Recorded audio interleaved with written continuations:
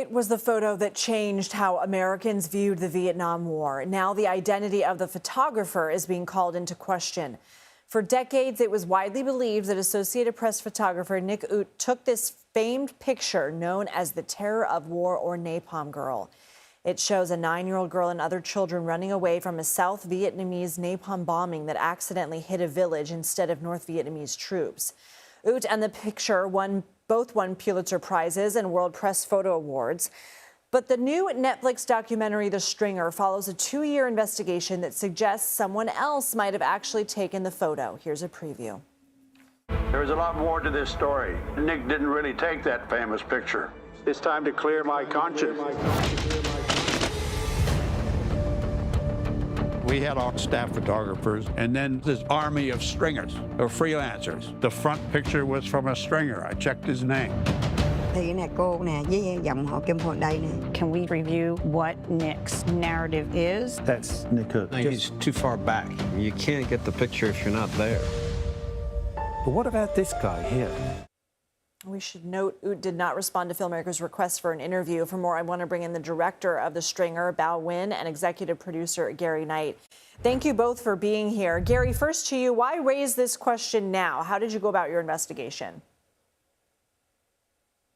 Well, I think it's that the investigation is important now for multiple reasons.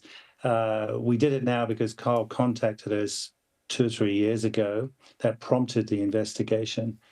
But why now? You know, the press holds everybody in society to account. And, you know, if there are serious questions asked about the way that we work, about our own practice, then we need to answer those. And I think it's important to confront accusations of wrongdoing in our own profession.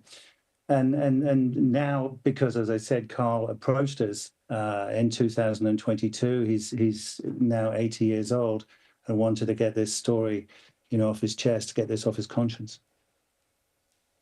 Bao, why did you sign on to direct this? Were you concerned about any potential blowback from your decision? Yeah, certainly. I mean, I grew up always wanting to be a photojournalist, and Nick was a beacon in the Vietnamese American community.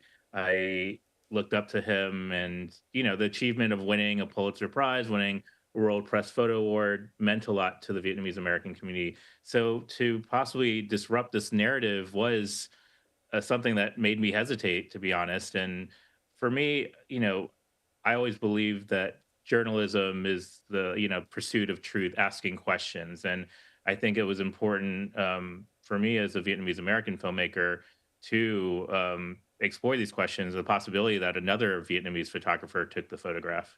Gary, did you have any hesitation? No, I didn't have any hesitation. I knew it would be a difficult journey, and I knew there'd be pushback. But journalism isn't a beauty contest, and I felt that the questions that were being asked by Carl really needed to be examined. So it hasn't been an easy journey, but I think it's an important one. Bao, what do you hope people take away from the film? I mean, for me, it's about expanding what the narrative of the Vietnam War is to include voices that aren't sort of the historic record. We spoke to many Vietnamese Americans who were there on that day, who had their perspective and their memories of that day, and they've never had the chance to speak about it publicly. They've held, these stories and these memories very quietly, and spoken only to their families or close friends, but they never felt like they had the agency or were empowered to kind of tell these stories to the rest of the world. So I hope that this film just is a small, part of that, of helping to share Vietnamese perspectives.